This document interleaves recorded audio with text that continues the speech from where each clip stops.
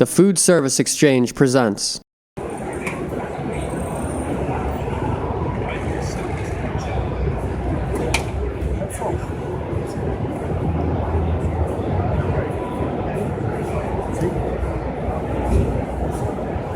want to show you why this machine gives you consistency. Now, this is no more for baking, but just to show you how the machine can work. This is a 10-ounce dough ball.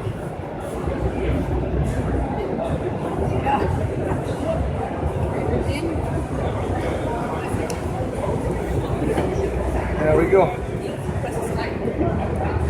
It's on. So the dough for the thick crust and consistency the same.